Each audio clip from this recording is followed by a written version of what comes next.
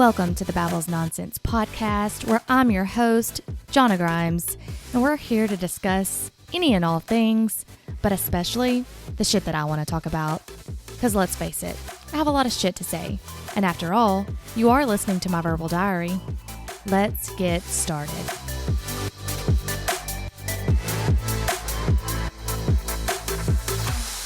What is up, everyone? Welcome back to another episode of the Babbles Nonsense podcast.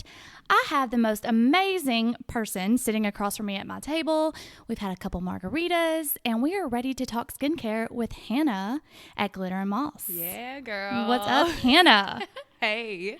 So I've been dying to have you here. Guys, I just got to kind of give you a little backstory real quick. Things you don't do before your esthetician comes over. Pop pimples on your face so you look like a pizza. That, girl. We don't do that. I was like, I'm going to apologize for my face.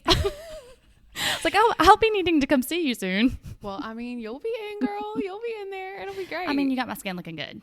I do get a lot of compliments all the time. Yeah, your skin looks great. She took me from pigment to no pigment. I actually found a before photo. Oh, did you I really? have a file for you. Oh, my that gosh. we'll go over later. Cannot wait to see it. I'm so excited to show you the transformation. What y'all don't know is Hannah's been doing chemical peels on me. I think we're on our third one. Yep, it'll be our fourth next time. Yeah, fourth next time. And I can just already tell a huge difference in my skin. But I brought her on so that we can answer all your skincare needs, because if anyone's listening out there, hopefully you are. And if you're not, what are you doing with your life? Right? Come on, get it together. Self-care. So Hannah, tell us a little bit about yourself. Like, how did you get into skincare? How did you become this esthetician that you are? Like, what made you say, you know what, girl, skin's what I want to do? Honestly, girl, I think aesthetics found me. I was not looking for it at all. I actually am embarrassed to admit. No, that's not embarrassing. That's kind of like your love life. Embarrassed to admit that I had never had a facial before becoming an esthetician. Well, I mean, in aesthetic school, yes, but no. I was 21 when I started aesthetic school. I was a broke college student. Yeah, my grandmother was an Estee Lauder girl. I'm mind blown right now. Right? Right? Like, mind blown. I'm a huge science nerd. Like, my background is science 1000%. Which, that's good for your aesthetics part. Yeah. No, I mean, everything to do with the chemistry of skincare products and the way they affect the skin. Like, that's what I'm all about. I love it. So you went to college for something completely different? Yeah. I was in college for pre-nursing. I was in school for 3.5 years. Are you serious? I was so lost. I had no idea what I wanted to do. I knew, like, after going through pre-nursing, I was like, this isn't for me. Wow. Not for me. Yeah. I did not know that. Yeah. So I dropped out of college. One of my old friends was actually in aesthetic school, and she had been in for like 2 months. And she said all these things about aesthetic school that she was thinking about dropping out, actually. And everything that she was talking about, I was like, that sounds so cool. Like, this sounds great. Why do you want to leave that school? That sounds really cool. So I gave it like a year. Yeah. I didn't start right away, but I knew it just had been on my mind. And I was like, that sounds really, I don't know. I was just like drawn to it. Aesthetics chose me. I always say that. That's really cool, because truth be told, I almost dropped out of nursing school. Did you really? Multiple times. I actually almost changed my degree to teaching several times, and my friends were like, no, you don't want to do that. And I was like, but I do. Right? Maybe it might be cool. But here we are 10 years later, still in the nursing profession. So right? And killing it. Well, I don't know about that, but well, I mean, it's COVID, girl. Well, is anyone killing it right now? Right. Yeah, maybe. But speaking, since you brought up COVID, totally going to throw an 8-ball in on you. So COVID obviously affected the aesthetics industry, and you had to shut down for 3 or 4 months. It was 6 weeks. 6 weeks. Okay. Yep. And then, so how did that process go with you? Girl, honestly, I think I was just driving an autopilot. I was totally driving my life out of fear. I was like, all right, cool. I started shifting my business to all online sales, products. I was doing Insta lives and stories and everything. It was great. But I don't know. I didn't really fully process the aftermath of COVID shutdown until afterwards. But then I think a few mental breakdowns. I think but it's okay. Maybe a few bottles of wine later. Exactly. Many before 2 p.m. for sure. But I think it also kind of maybe helped your business in a way, because now everyone has mask knee. And so now we all have to come to you to fix this mask knee. I hate the mask knee. But there are some great products. But you are fixing it. Like I bought several products from you that have helped me tremendously since I am in a mask 24/7 at work. Acryl powder, girl. That's what I use. And that's what I tell everyone. Everyone's like, how is your face not oily right now? I'm like, Hannah, got me some oil. I don't know what it's called. Not oil. Oil control powder. I was like, I don't know what it's called, but you should see her. Here's her Insta. Yeah, but COVID, I mean, girl, it's been a whirlwind. It truly has. But my business shifted during the shutdown, and I came back so much stronger afterwards. I had people like beating down my door, ready to just get in and relax and have someone truly just touch them. Yes. So, I mean, I'm a sanitation freak. So I was like, y'all are safe with me. I promise. Everything's well, locked it didn't down. make sense that they shut down a business that knows sanitation versus all these other businesses. Number one, don't know how to clean anything. Number two, don't know how to wear a mask properly. So that just didn't make sense to me. Was open. Yeah. Like it just didn't make sense to me as a healthcare provider. I'm like, okay. I mean, mostly all of the aesthetics board, like that's what they cover is sanitation. Yeah. That's literally you're the next step to healthcare. The best well-versed at when we graduate. Yeah. So yeah, it's a pain. Well, sorry to bring up COVID and some bad memories, but since you brought it up, I just had a side note. Oh girl, we're back stronger than ever. That's why we're #Babbles Nonsense over here. Right? Hey, let's trail off, girl. So now we know how you got into skincare, but something I know I've asked you in the treatment room, how did you come up with the name Glitter and Moss? Honestly, girl, I used to have a partner. So I started Glitter and Moss with a best friend of mine, and she has since moved to Memphis, but she was part of, it was kind of honestly an inside joke between the two of us privately, but we were coming up with all of these really cheesy names, trying to name our business, and everything just felt so just generic, and it's just trying to make it too cool, So finally we're like, hey, remember Glitter and Moss? Like it kind of goes hand in hand with what we want to do with our clients. We did primarily lash extensions at the time, so that's kind of the glitter part of our business, and then the healing aspect of facials, which is Moss. So we were like, hell yeah, Glitter and Moss. That's what it's gonna be. It's not gonna be some cheesy ass name. Which I love. I love the name, and I love your like aesthetic in your clinic, how you have glitter and moss. But I remember asking you, I was like, oh, so it's not that you come in looking like moss and you leave looking like glitter? Yeah, I think that's a better description, honestly. I wish it was deeper. But I was like, oh, because that's what I thought. Yep, pretty much. I mean, that's accurate. But yeah, there's really no like super intentional meaning. But I love it. Just it's kind of like the champagne and cupcakes, or cupcakes and champagne on the Instagram. It's like it just goes together. It's just perfect. Yep. So if estheticians wasn't a thing, what would you be doing? Girl. I already know what you'd be doing. 1000% be an interior decorator. Which if y'all have not been to her clinic, guys, oh my God.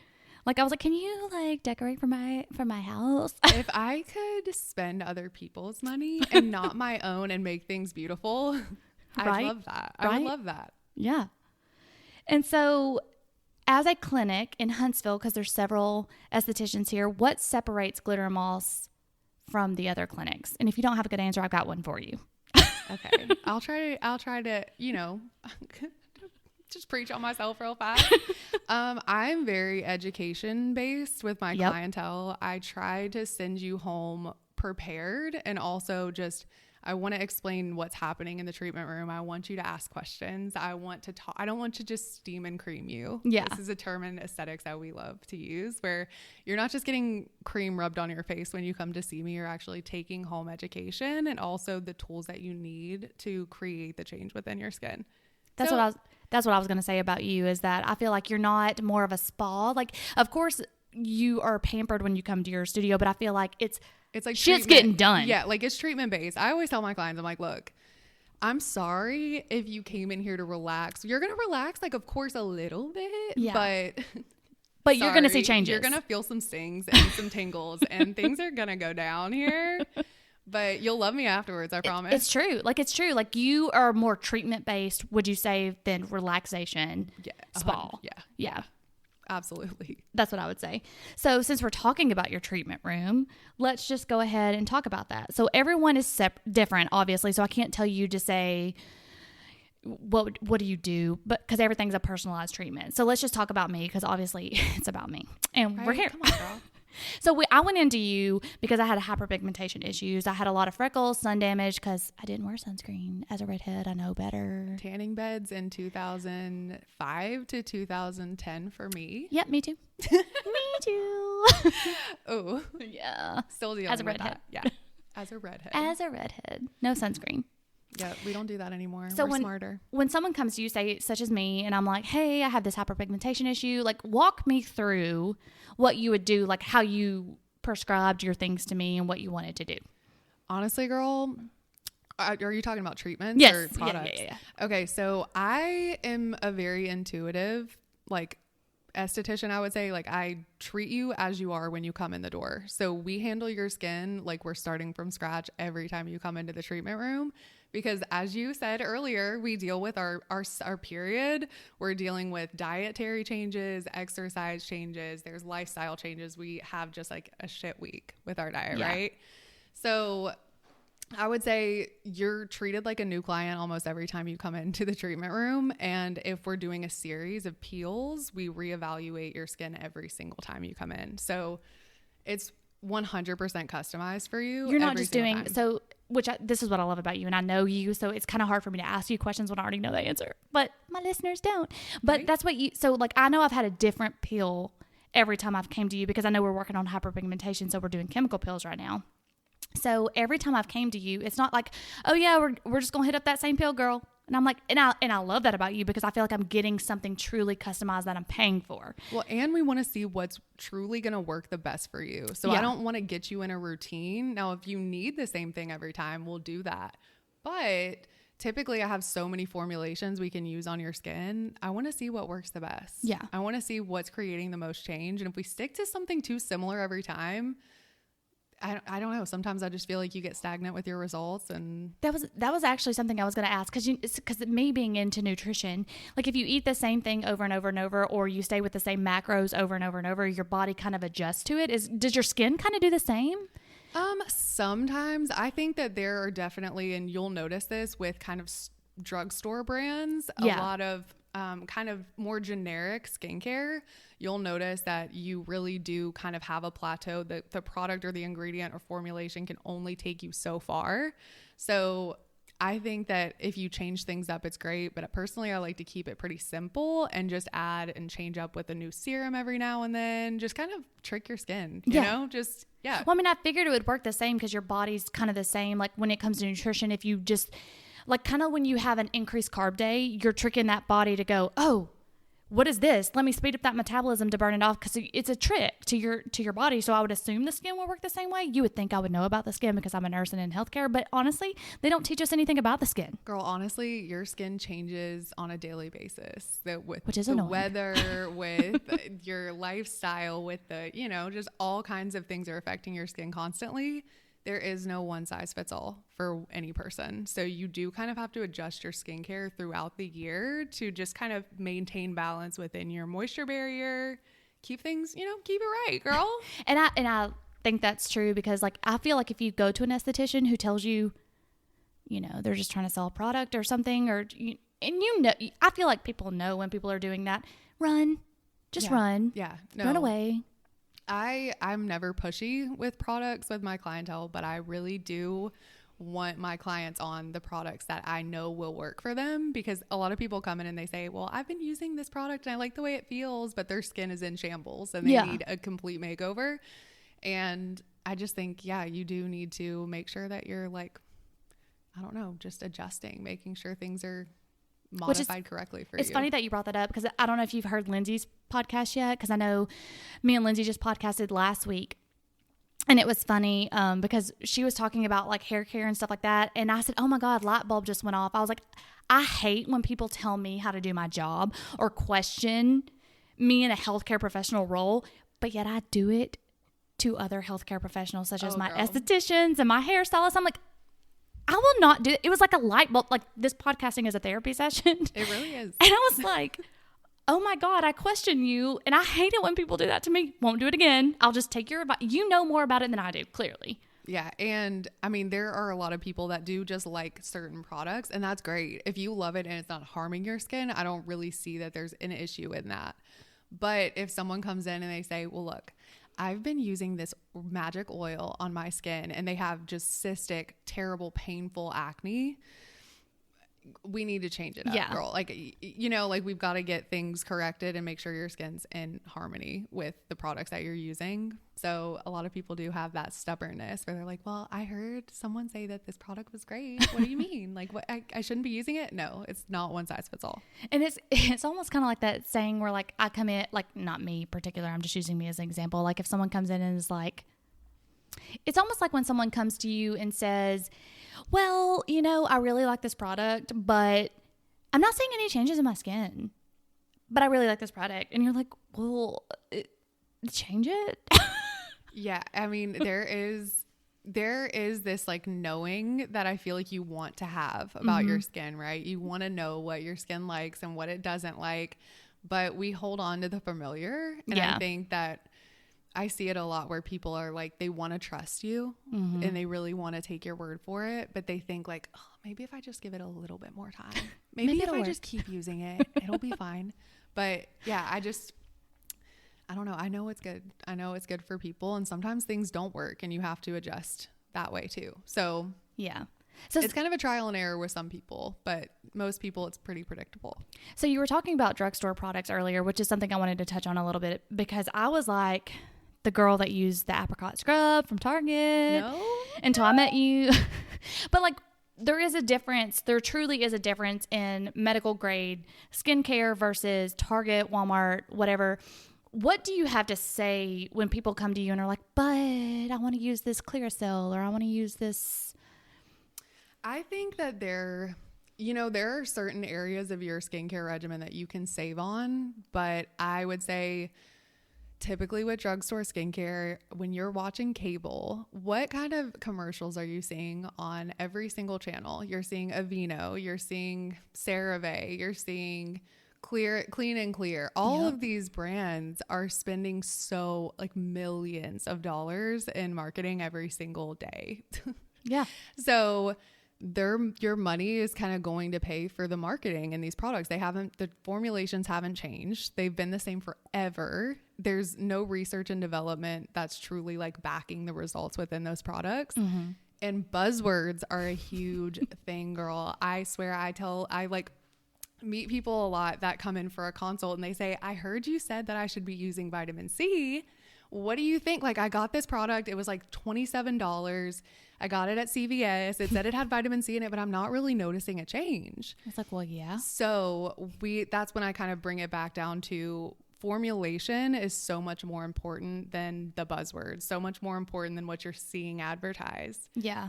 These major, like these clinical skincare lines, clinical means that there have been clinical trials that back these skincare products. They're guaranteed to do what they say they're going to do, and they're formulated to be delivered into the skin correctly. Yeah. So would you're paying for the research and development with a higher priced product, but if you're using a drugstore product, you're probably having to use a ton to just even see a tiny little change. Because honestly, when I came to you, clearly been using drugstore products for 30 years and I was still having the issues that I was having.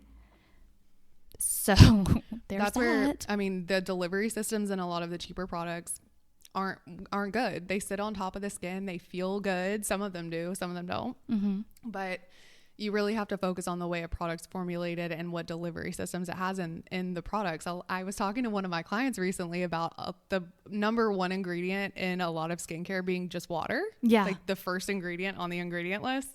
But water is like the best delivery system. It actually softens the skin. It creates this moisture that allows this product to penetrate. So you just have to pay attention to what quality of ingredients, what research and development has been proven. And well, that's another so thing. Huge. Like ingredients right now are huge in the media. Like, what am I trying to say? Like harsh ingredients. Like we're all talking about being vegan. We're all talking about no parabens, no phthalates. So do you worry about that? Like, is that stuff in your chemical grade products versus like, cause that's why people they say quote unquote, I'm using air quotes right now. That's why they're bad. And that's why they don't want to buy them versus, well, let me get this vegan product at Target because it says there's no chemicals.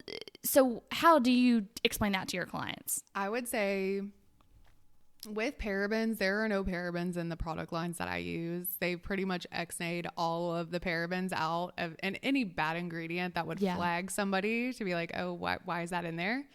But parabens can be hormone disruptors. I mean, I don't want them in any of my products either. Yeah. But just because a product's vegan, I mean, I can go rub dirt all over my skin and that's organic, you know? It's just all about how a product's formulated. Yeah. It's crazy. No, I really appreciate you touching on that, because I know for the longest time I was like, well, I can't buy that because it's not saying that it's this or it's not this chemical. So I was like, I can't buy that. But I mean, if vegan products are important to you, great. I mean, but make sure that there are good other ingredients in it too, because these buzzwords are such marketing tactics and it's such a confusing world. It is. Like, you step into the skincare world and it's meant to confuse you. They want you to spend a bunch of money on a bunch of products that could or could not work for your skin, and you're just dumping money into a trash can essentially. Yeah. When you try all of these like gimmicky products, you just want to go see a professional. That's all I have to say. And that's what I'm glad that you did touch on that, because the fact that you said people are dumping money, because if I'm trying Olay or Generist, or then I go to Almay or whatever, I'm spending all this money and I'm like, I'm not seeing any changes. So I've literally I have like a drawer full of $500 worth of products when I could have just bought products from you. You could have bought a luxury clinical grade moisturizer for the money you lost. Because I know that the products that I bought from you, I bought them in May. Still have them. Girl, they will last you. The products that I use, every single skincare line that I use, I have 3 that I retail at my spa, but all of them are so concentrated. Yes. You can get a ton of uses out of one bottle. I had a client who just told me that her one serum, and she uses it. I've seen her regularly. I know she's using it. It has lasted her for 9 months, and she still has some in the bottle. Yeah, I mean, I bought mine in May serum. Because I know I moved in my house in June, and I bought it 1 month before I moved, and I bought it in May, and I still have like everything. I mean, there's one thing I think I've replaced, and obviously I've replaced my cleanser. Yeah, you're going to go through your cleanser, your moisturizer more than you'll go through anything else, but your serums are so concentrated, that shit will last you forever, girl. Which I'm now looking back, I'm like, why did I waste so much money on these Walmart products? I literally would use 3 or 4 times, and I'm like, meh. But I think what a lot of people don't realize with skincare is that you don't have to have 12 products in your daily regimen. You can have like a good core 4 or 5 products. You don't need a ton of investing in your products. You just need to buy good stuff. Keep it simple if you can't afford to have a 6-piece regimen or 8-piece regimen. Well, speaking on that, like if you're on a budget, so if anyone's on a budget listening to this, like what core pieces do you say you have to have this? Like you have to have this to see a difference, to see a change? I mean, honestly, girl, a good cleanser is prepping the canvas. It's creating an environment where your skin cells have been thoroughly cleansed. You're loosening up the debris that's on the skin, environmental damage, that has pollution that's on your skin, dirt, excess oils, all of that. Like that's imperative. And those are typically your cheapest products, our cleansers. And then I would recommend a hydrator of some sort, whether it's a moisturizer or a hyaluronic acid based hydrator, and then SPF. Duh. Everybody needs to wear SPF every single day. If you have any skin concerns, SPF will solve it. So if someone's on a budget, those 3 things, top 3 things, get good products and you're good. Yeah, I would say it's kind of like a slippery slope with that question, because I would always recommend clients be on an antioxidant like a vitamin C, but vitamin C has to be well formulated to be effective. That's one of those buzzwords in the skincare industry right now. That's so deceiving. Which is true, because I've used a vitamin C before and I was like, I'm not using this. My face is oily. Well, it's not supposed to make your face oily. No. So an antioxidant is really just helping improve the function of your SPF, but it's also kind of a tyrosinase inhibitor, which is going to help keep any brown spots down. So if you have any damage, which if you're over 30, you probably have some sun damage, right? I mean, truly.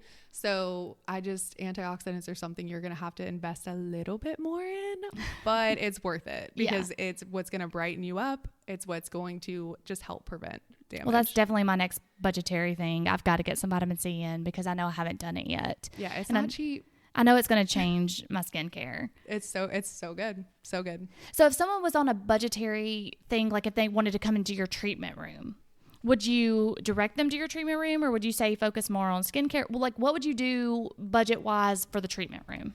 So I always recommend investing in your home care first, because if you don't have good supportive home care and you're coming and investing into a professional treatment, to see the results that you want to see, and for me not to feel like I'm robbing you of your money, I want you to be able to go home and apply the correct ingredients onto your skin, making sure that your skin's getting the nutrients that it needs and the protection that it needs.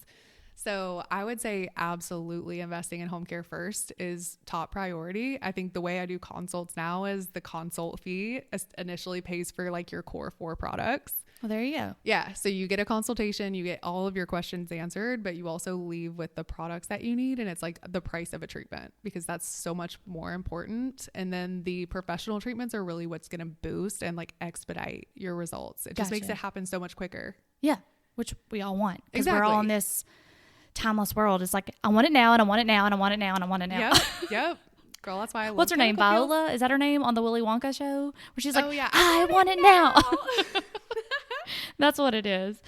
Yeah, I have a lot of people like that. And you know what? Hey, I'm all about that. If people are willing to be consistent with their home care regimen, you can want it now. That's okay. You might have to wait like 6 weeks to see the full results, but you can have it soon. You can have it now. But So what do you think about retinol? oh, girl, I love retinol.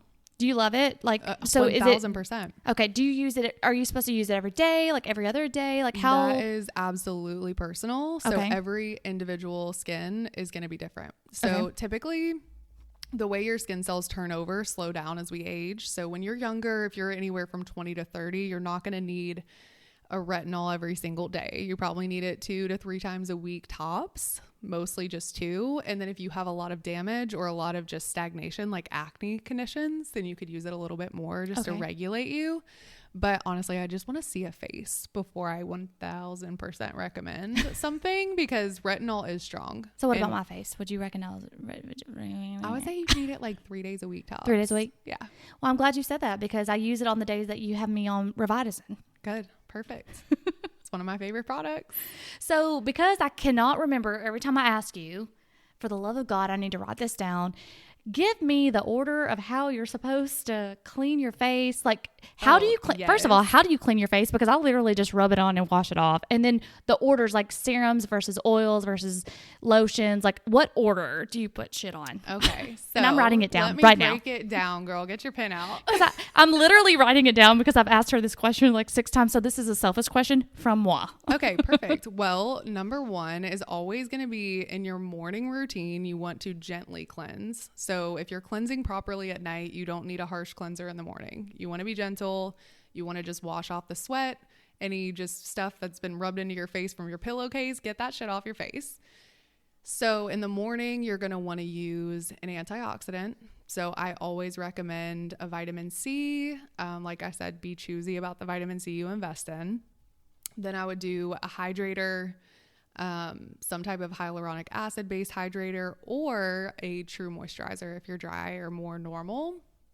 SPF always goes on top. And I would always recommend something over 30 if you're going to be wearing it all day. Okay. So at night is where you can get really creative, and there really are just only a few rules. So when you cleanse at night, I always recommend a double cleanse, if not a true triple cleanse. So how I start my regimen at night is I take my makeup off, like my eye makeup off, with micellar water. If you're on the oily side, an oil-based cleanser is really great. If you think about the way that oil and water interact, and oil, I feel like using an oil-based cleanser is just so good at just melting your makeup off, but also getting any excess oils off the face. Okay. So that's amazing. And then you would go in with, I personally like a tyrosinase inhibitor at night too. I use my Melanotech drops. So those are great. And then you can kind of just get creative with your serums. If you're using retinol, you can use those on Monday, Wednesday, Friday, or Tuesday, Thursday, whatever your schedule would be. Would that go on first after the drops? Yeah, you can use any serums next. Okay. So after that, you can pretty much, I mean, in a very simplified form, you can just slap moisturizer over top of that or a hydrator if you're oily, and that's great. But before doing all of that, you can cleanse your face and do a nice face mask. You can do an exfoliating mask. I mean, girl. So if you're using an oil at night, would that go on the very last? I would say pressing oil over your moisturizer. If you think about the way that oil occludes, right? So it seals everything in underneath it. So if you put the oil on top, you're basically giving your skin something hydrating to hold on to, which is your moisturizer and your serums, right? Yeah. So I would definitely say a few drops of oil. You have to be choosy about the oil you're using. If you're dry, you can be less choosy. But if you're oily or acne prone, you do have to pay good attention to that. But oil always lasts. And I wrote this down so I don't have to ask you again. Yep. I'm serious. I know I've asked you. I'll have a regimen card for you if you need You it. do. You just send me a picture. I have my regimen card. I'm just saying, like, because I didn't tell you that I was, like, I bought some retinol. So I was like, where does this go in? Yeah. With all my clients, I pretty much I recommend all of my products. Oh, I have it taped on the inside of my cabinet. Oh, yeah. It's just so I don't forget. So easy. So all the products are there. How many days a week you use it. Yes. There is no guesswork. It's amazing. It is, because I literally taped it on the inside of my cabinet because I was like, what day is today? What am I using today? Yep. It's nice. I started doing that like 2 years ago, and it has changed my clients' faces because they're like, wait, I'm not just like slapping stuff on every day. I don't know what I'm doing. That's essentially what they always say. I'm sorry, I did not mean to cut you off. No, go ahead. I do that a lot. Do you have any best kept secrets for anti-aging? Honestly, girl, you're not going to like this answer. Oh, God. Oh, God. So there's no answer. Aging is inevitable. Like I kind of hate the term anti-aging so much because we really need to find a way to age gracefully. Preventative. But also, isn't the goal just to look good? Yeah, and I guess that's what I mean. Like a preventative. Like, I don't want to look 60 when I'm 40. How do I prevent that? Yeah, we just want to manage. Yes. Age management is like top priority, right? So we want to make sure that you are living to your genetic potential, essentially. So your genetic potential is found like right here underneath your arm. Oh, okay. It's the area of your skin that's never been exposed to the sun, and that should always be your goal. So mine looks phenomenal because I'm pale AF. Yeah, girl. So that is your untouched skin. It's rarely ever been out in the sun. Wow. It's been protected. That's honestly my favorite goal to give my clients is this is what we want your skin to look like. And she's pointing to her tricep, inner bicep area. Yeah. The area that's pretty much tucked to your torso all the time. Wow. Yeah. Wow. So. Oh my God, I have so much farther to go. We have so much to do. Can't wait. But at least it's like your skin and we know what it could look like. Yeah. So that's good to know. Like, I did not know that. Yeah. So, wow. I mean, there are so many factors that affect aging, and doing your part to kind of keep your skin protected with SPF every single day, whether you're just sitting in your house working from home or walking to the mailbox, driving your car, all those things. It's so important to keep your skin protected, but also making sure that you're incorporating supplements into your regimen that promote skin health. I have an EFA supplement that I love recommending to my clients. It just kind of just pushes healthy water and oils up into your skin. Oh. Yeah, because I mean, typically when we drink water, our digestive tract is getting it first. Yeah. So our skin's kind of the last organ that gets hydrated. Okay. So you have chug to drink a a lot bunch of water all day long, but mostly it just goes to your digestive system. Yeah. And this is coming from someone, look, I'm in the healthcare. This bitch knows more than me. No. I just know what affects the skin, girl. Which is your largest organ. I do know that. Yes, it is. It is. It's very anti-aging. Honestly, I see a lot of people that kind of get really, really down on how they're aging. Yeah. And I think that the important thing is just to get back to a level of health. Like, we want your skin to be healthy. Let's focus on that goal first, and then we'll get you looking damn good. Which but she does, we need to get you healthy again. So I did have a question about hyperpigmentation because, let's be honest, I'm selfish. And if someone needed, is my favorite thing to treat. What is your idea of the best treatment for hyperpigmentation? Do you think it's just a combination of everything, good home therapy, or would you say chemical peels, or would you say lasers? Like, what? Girl, chemical peels 1000% is the best. I mean, chemical peels are my favorite thing anyway to do. I can customize and like completely sprinkle some magic on your face. You with just some basically acids. become a skin chemist. Exactly. And there's so many things I can mix and match for you. It's so much fun. I love it. That's my favorite thing to do. But if you wanted to get into lasers, just make sure you're putting your face in the right hands. I think lasers can be really beneficial too, but you have to be careful when you have a laser treatment. If you have melasma, that can actually spike it up and make it worse. You just want to make sure you're going to someone who really knows what they're doing and putting your face in the right hands. I think that's true for anything. Right? I wish you had a laser because I would totally trust my face in your hands. I mean, I'm going to Nashville in 2 weeks. I'm going to get a BBL facial treatment. It's like IPL, but a little bit different. Yeah. So I'm super excited about that. Oh my God, you'll have to keep us updated on that. I will. And then I just also wanted to know, I don't know how you feel about this question. Oh God. We've talked about skin, like drugstore products, but how do you feel about these MLMs like Rodin and Fields or Panthera? Girl, like, I'm not trying to offend anyone if you're selling it and if you think it works. I just want to know, like, from a professional. So with MLMs, girl, I've got a little bit of an opinion about them. Personally, I take it to heart that there are women out there, men out there selling a product line that they aren't educated on. Yep, I take that back. They may be educated on the buzzwords of the ingredients in those products, but I'm sorry, like You went to school. Like, right, you're just I saying, like, you studied chemistry of products and formulation and how they're affecting skin. It's not, like I said like a million times throughout this podcast, it is not a one size fits all. And if you don't know the background of a client's medical history or what they're currently dealing with, and you're just saying, okay, what can you write down on a piece of paper what your issues are? Yeah.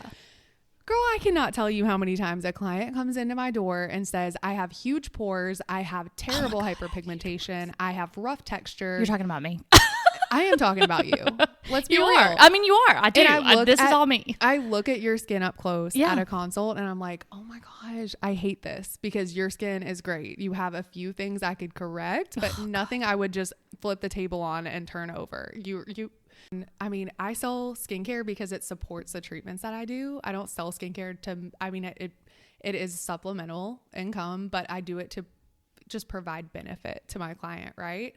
And right? I mean, I know we're not trying to offend anyone that sells this, or you may have deep dived into this, because I do have some friends that sell some stuff and they are very educated on it, but I do think that it matters coming from someone who has studied the skin, or in your case, you've studied biology and everything like that, because I would honestly, in my profession, if someone just came and was like, I'm going to be a nurse practitioner, and I had to go to no school, I'd be like, excuse me? Well, typically I see someone who says, I've invested so much money into this system that I got sold, but I feel like it's just making my skin worse.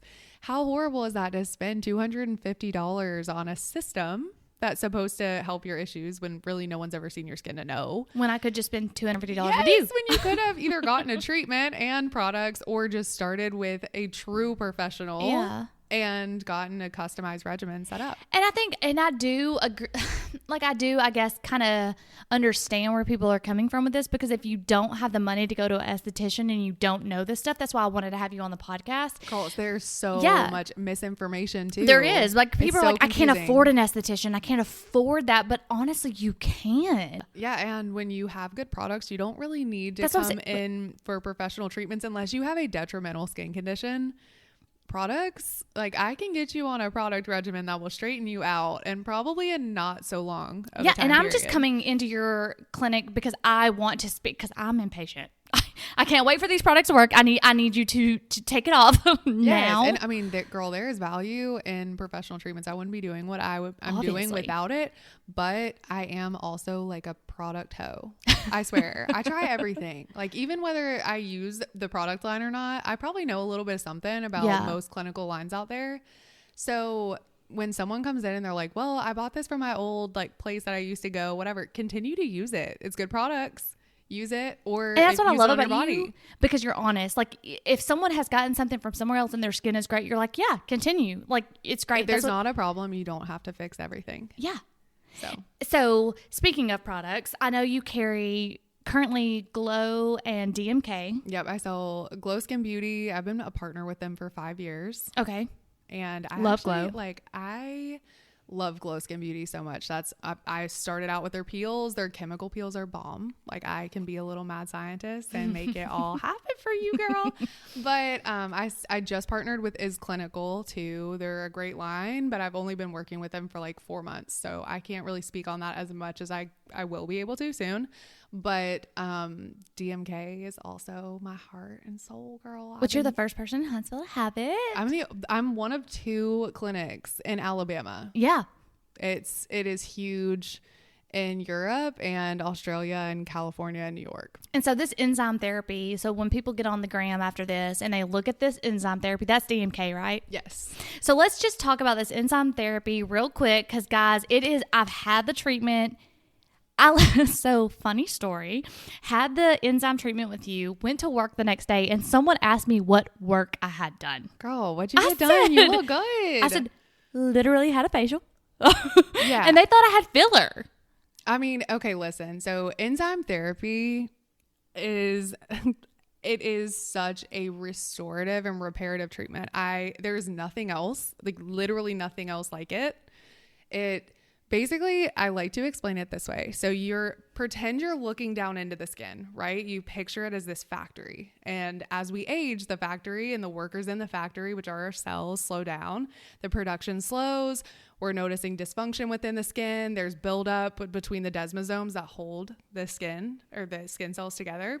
So basically, enzyme therapy is this mask that gets applied. It's not a topical enzyme. It doesn't exfoliate the skin.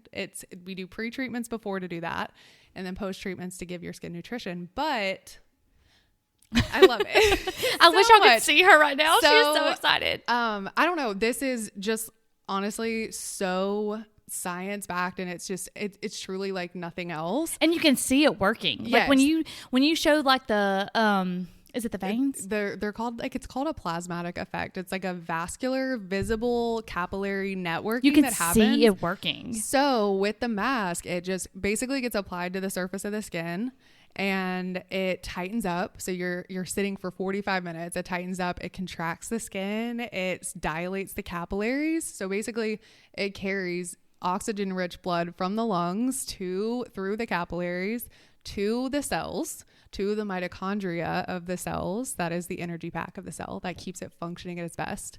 Y'all, I could nerd out about this for so long. I swear, love it. Y'all have to. I wish this was a video podcast because y'all have to see her face. She's so excited. I love it. I mean, it's truly just a treatment that works way, way past the surface level. It's basically kind of just giving you a lymphatic flush. It's carrying out a fluvic buildup within the skin. It's truly amazing. Like, it's great, but it's one of those things where a lot of people come in because they want that Instagram post, right? They just want to see if they get a plasmatic. Well, with that, you need multiple treatments to strengthen your tissues, because your tissues typically, if you've never been in for a treatment before, your tissues probably aren't very strong. Yeah.